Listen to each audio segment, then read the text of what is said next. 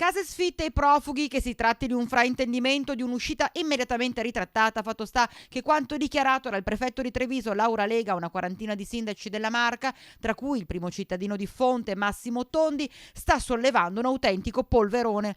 Proprio nei nostri TG il sindaco Tondi si è dimostrato irremovibile nell'accoglienza dei migranti. 228 in un comune di 3.000 anime sono davvero troppi, ha detto. E lo ricorderete, ha parlato di un'invasione, non un'accoglienza. Venerdì sera la fiaccolata per le vie di Onè, sempre il sindaco ha annunciato ai nostri microfoni un'azione legale da intentare contro chi sta minando le attività del suo paese.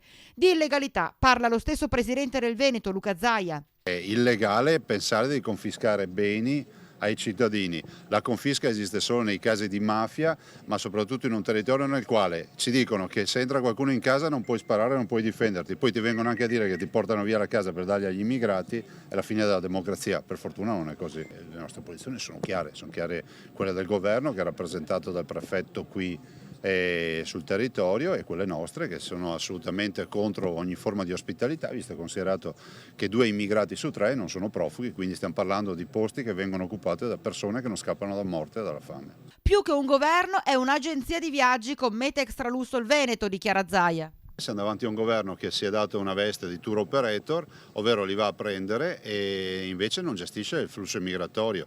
Abbiamo visto annunci trionfali rispetto a quei 40.000 migranti che dovevano essere portati di voli charter in giro per l'Europa. Il risultato sono stati 300 immigrati espatriati dall'Italia verso l'Europa. È fallimentare tutta la gestione. Dobbiamo invece creare i campi di prima accoglienza direttamente lì nei paesi africani, nel Nord Africa, lì rifocillare, lì curare. I veneti sono i primi a mettere a disposizione la propria sanità, lì identificare e solo da lì garantire dei corridoi umanitari per l'Europa ai profughi veri.